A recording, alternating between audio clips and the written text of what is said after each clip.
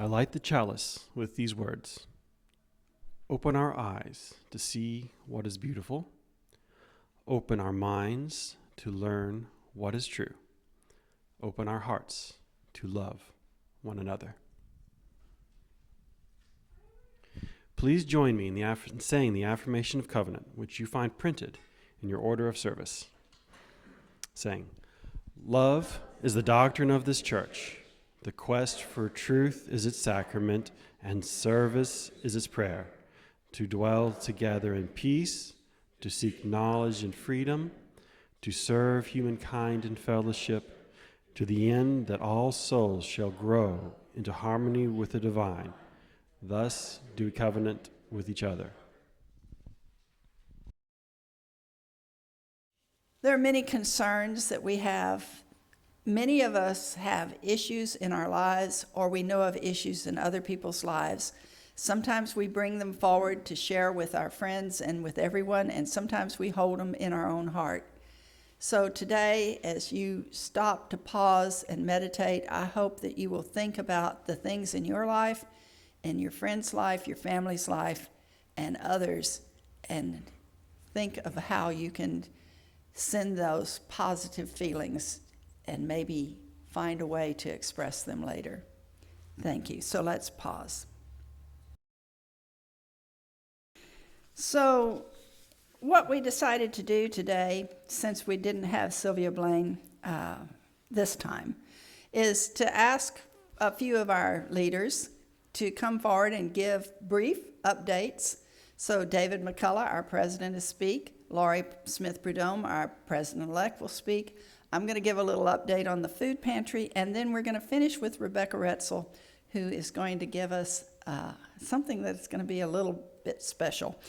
And then we will go on with the service. So David, would you come forward now?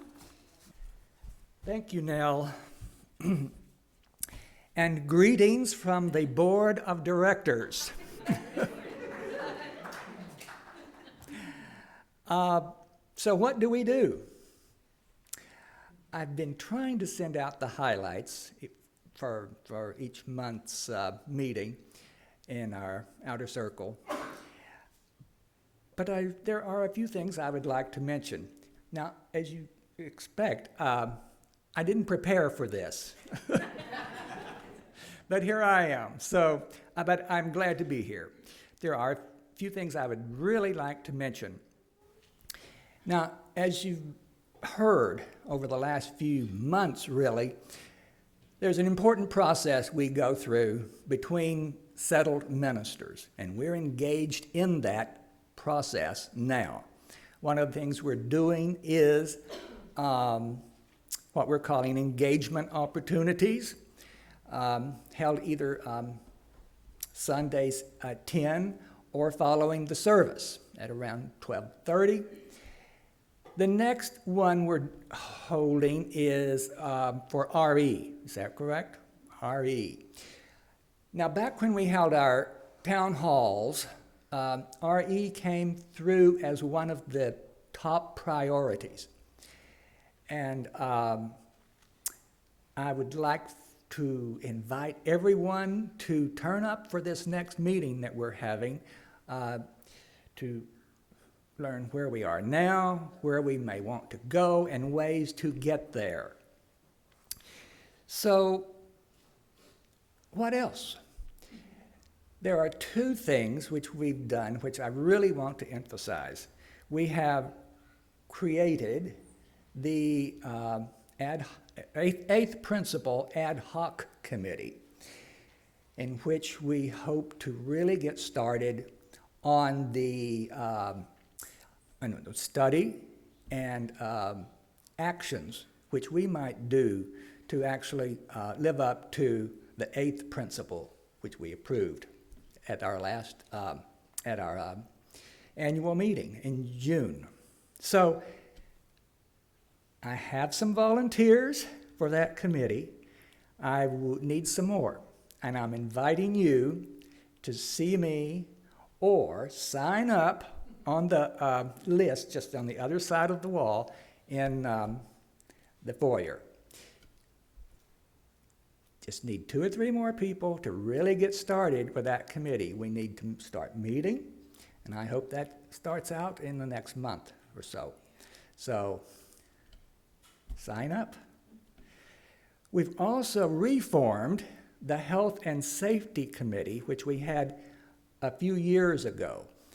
Now, once we've started back meeting, we really see a need for that, for work in that direction. With the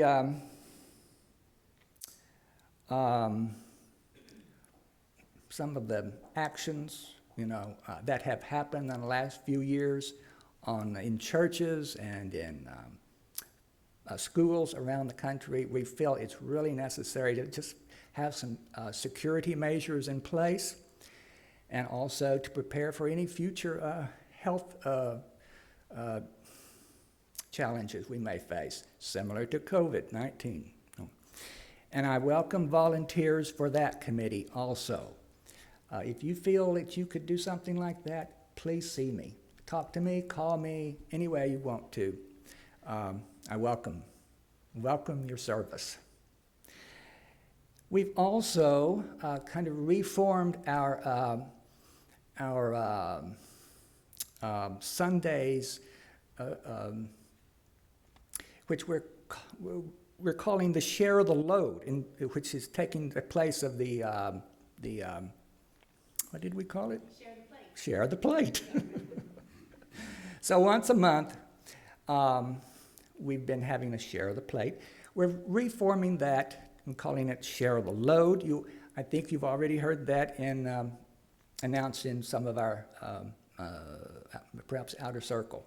So stay tuned to that. We will be working on starting that really up and going probably after the first of the year. But we're getting ready to kind of concentrate on some really special service organizations. And we want to do a little more than just take a collection every Sunday. We want to really try to get involved, maybe get involved with them for a while, lend either as volunteers, not just a collection. So we really want to get that started and going. We now have a vacancy on the board. Our board secretary has a number of work duties, which prevents her from continuing as secretary. So the church membership, all voting members, are allowed to offer candidates for that position. So there's an opportunity for a person to join the board of directors. So keep that in mind. You'll be seeing that in your announcements also. So another thing to keep in mind. Okay, that's things that I really want to emphasize to you. I've been offering the opportunity for members to join board meetings either in person or by Zoom. You're welcome to observe. We try to be open and transparent. So join us if you would like to. And you can join by Zoom or in person now. So I think that's enough from me. Oh, yes. No mask today, right? That's about the last step in our relaxation of COVID-19 precautions.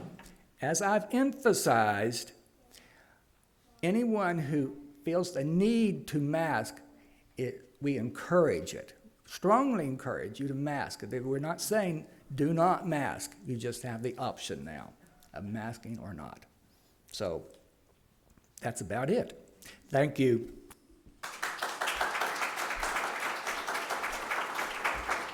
Thank you, David. And now Laurie Smith-Prudhomme, our president-elect. Good morning. I'm actually here on behalf of your Music Director Search Committee. So Debbie Goolsby, Nancy Kipple, and I interviewed candidates, and I am thrilled to announce that we found somebody.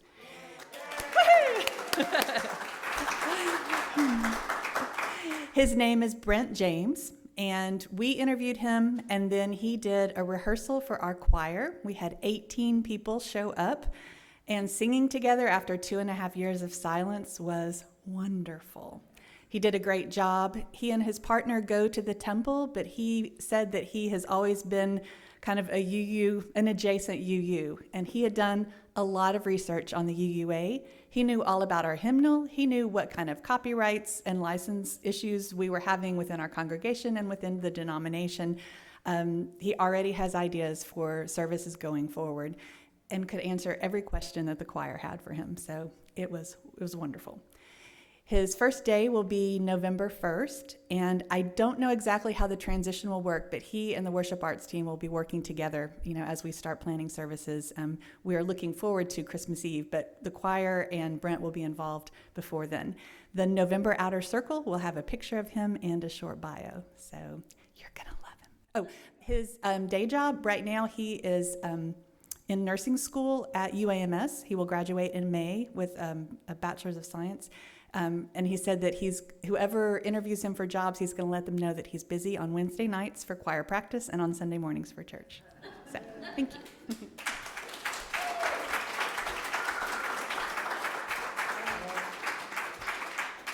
I wanted to give a little update on the food pantry. I work really hard with a bunch of other volunteers on this. And one of the things, as I was researching Sylvia Blaine's online presence, I kept running into quotes that she had made, comments that she had made. And in one place, she said something about the food systems during the pandemic. The restaurants all closed, and then they've been struggling. Many didn't reopen. The ones that did reopen have been struggling. And she said, even after this is all over, it's going to be a year before things really settle down and get back to some sort of normal. And we've been seeing that at the pantry. We have typically we were serving 40 to 50 people, and we are in the 70s now. And many people are neighbors that live around the Stevens area, but probably about over a third are people that work there at the school or have families at the school, their staff, their aides, and so forth. We are providing a huge service to these people in these uncertain times, and we do it whether we had a USDA food program where they were giving out boxes of foods to families with children. It was supposed to be for the summer to help families get through the summer. And, you talk about systems breaking down. It was a struggle to find out when we could go pick up those boxes, then how did we report them, and the information kept changing, but we kept working with it, and ultimately we helped probably a total of 60 families, maybe more than that, maybe more like 80 families with boxes of food for the summer. And there's one more distribution that's going to be next week if I can get it all worked out, working with the food bank and having to rent a U-Haul and all the rest of that stuff. It gets kind of complex for a volunteer.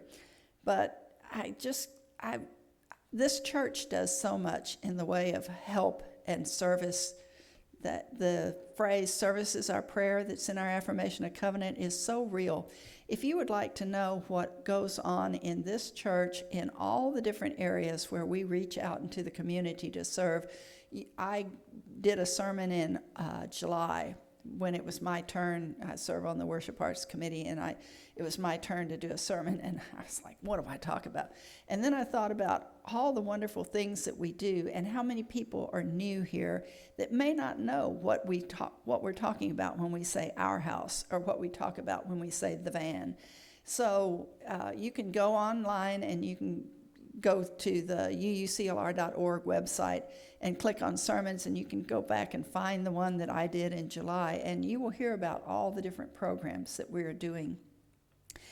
And I'm really hoping that as we leave this pandemic and all the extra money that's been coming into the state, this USDA program was from recovery money, and all the rest of the programs, once those are gone, how are we going to sustain this? The school that we go to is Stevens Elementary. It's in zip 72204. It's about 18th Street and Pine, and so that's south of 630. And we need to keep helping these people because they're living. At one point, I had a program where I had to find out how much money they got each month. These people are living on less than $2,000. Someone that gets $2,000 a month is doing really, really well. Some of these people get $600 a month to live on. Can you imagine? So I would like to see us continue this and keep Stevens Elementary as a community school. This was a program started by the mayor of Little Rock and the the Little Rock School District to designate 5 schools as community schools. Of course, we've got a mayoral election, and our superintendent of schools has changed, and we have a new person. So I don't know what the future of these is going to be, but I will come back to this church and say, I need y'all's help in talking to these people, these officials, and telling them how important these things, these ideas like a community school, which serves not just the children going there, but the whole community around it. I need your help to see that these things continue. So that's my little update on the food pantry, and now I would invite Rebecca Roetzel to come forward and give our concluding presentation, and then we'll get together again to sing a hymn, and then it'll be our closing.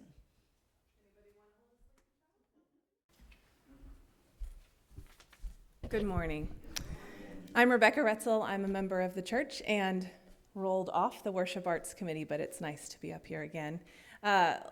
We spent the night in town. We live in Perryville. We spent the night in town, which made it less of a commute this morning. And as I was falling asleep last night, I was like, maybe we'll sleep in past 7 a.m. And then I woke up at 6:59 with that one, and I thought, this universe has a sense of humor. 6:59, but then I got a text message that said our speaker is out. And yesterday, as I was packing things up to get in town, I put a sermon in my purse that had to do with food. So thank you, universe. Let's just go forward with this. But I should tell you, perhaps today I'm speaking from the pulpit not with my UU hat on, but as the executive director of Camp Mitchell, which is a camp up on Petit Jean Mountain. If you've never been there, I'm about to pitch it to you. So I speak in that context today. So as an icebreaker at camp, we will often ask kids to introduce themselves, share your name, and tell us if you could have any superpower, what would it be?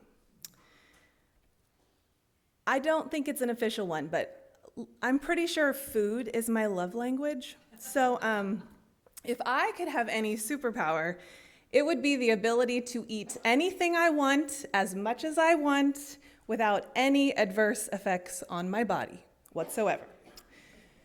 However, I recognize that there is a value in the need to pay heed to what enters my body. And without it, I expect that food would basically lose its, nuance and its intention, its purpose, and the magic that comes with it. And it might no longer be my love language. And I don't want to live in a world where that is the case.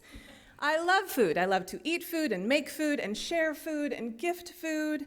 I love the science behind food. I love the creativity and the freedom you have to explore with food. And that is a good thing because I have 2 small children who love to be creative in the kitchen. So it's a good thing that I don't mind when food tastes horrible because I like the creativity that comes with food. Now, I just want to say that I'm aware humans have a complicated relationship with food. Personally, in our own bodies, and globally, as I learned in depth during my decade of employment with Heifer International. I am aware that across the globe, it is not distributed equally, that consumer choices have shaped industries that have wreaked havoc on our farmers and our environment, and our bodies.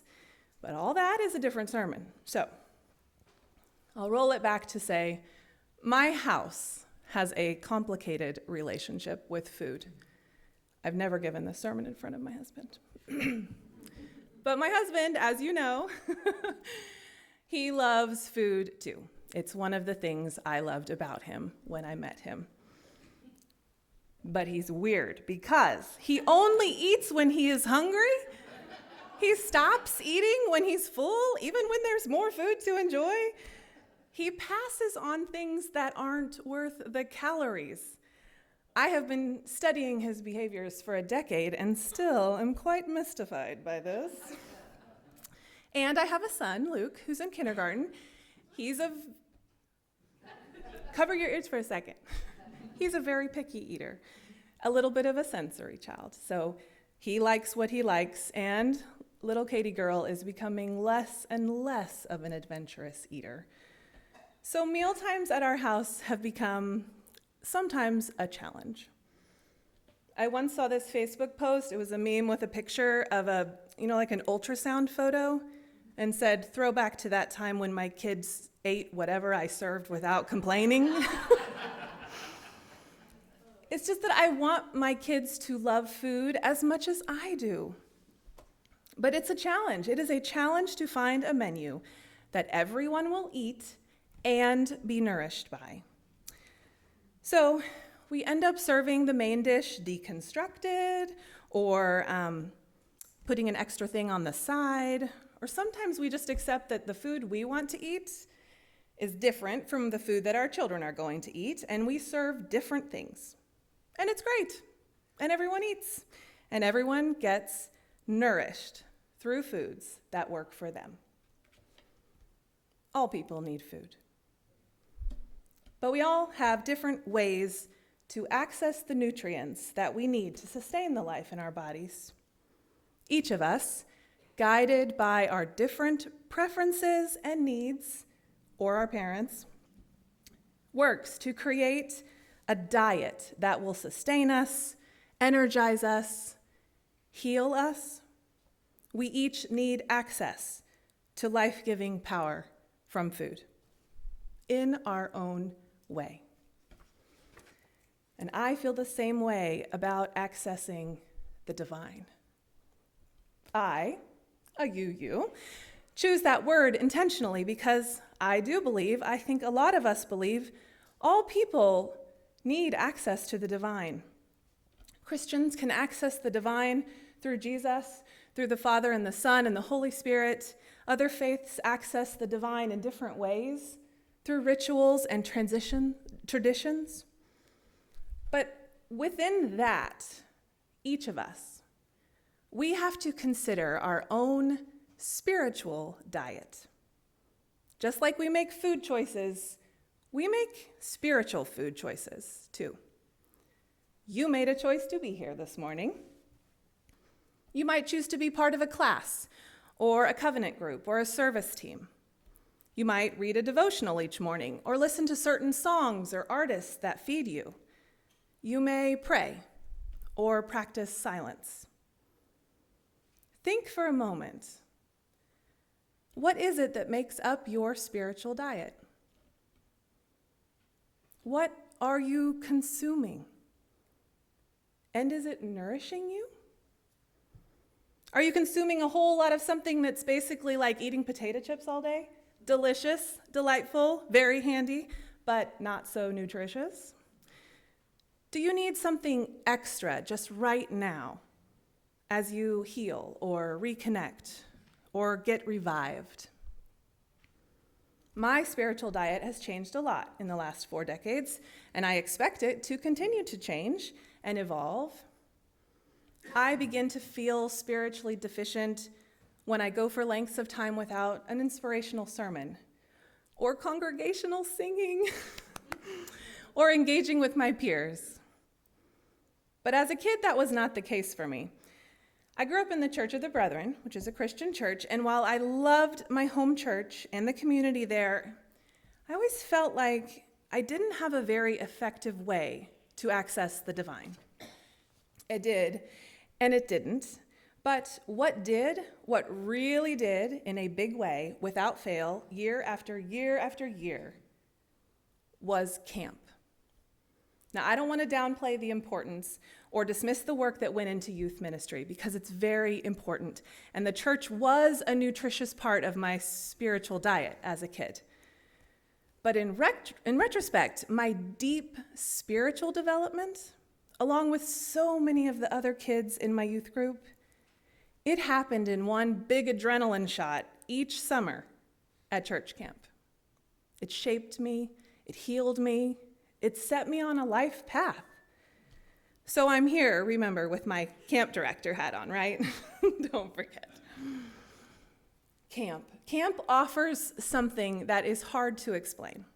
It's a time, a space, a privacy, an intentional community. I want you to consider these words from Brene Brown in her book, Dare to Lead. We must be guardians of a space that allows students to breathe and to be curious and explore the world and be who they are without suffocation. They deserve one place where they can rumble with vulnerability and their hearts can exhale.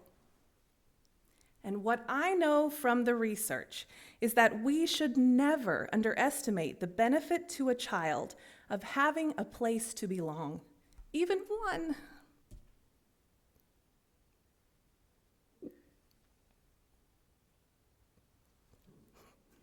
Where they can take off their armor.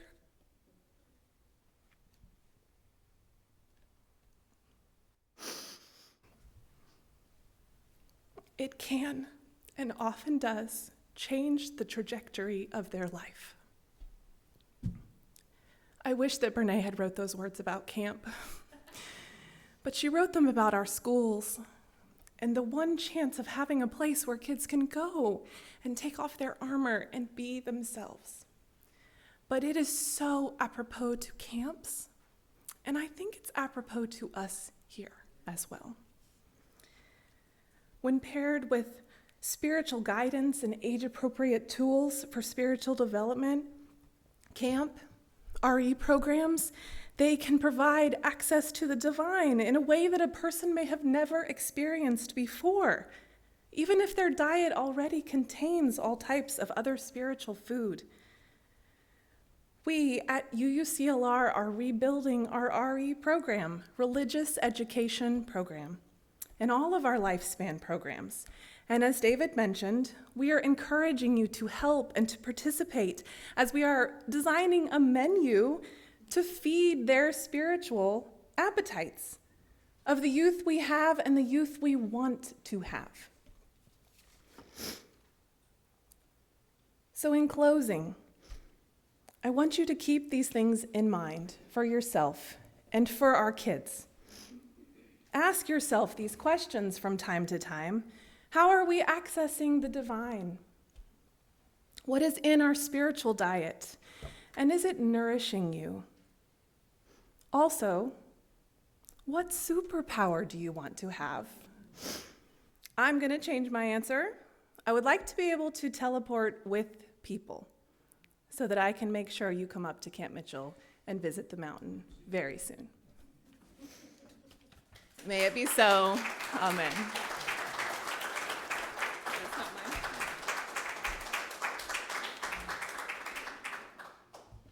Thank you. Please join me in saying the closing words. Go out into the world in peace. Have courage. Hold on to what is good. Return to no person evil for evil. Strengthen the faint-hearted. Support the weak. Help the suffering. Honor all beings. Now, Michael, I will just, you can do it? Okay. Michael will come up and extinguish our chalice. We're a full-service church.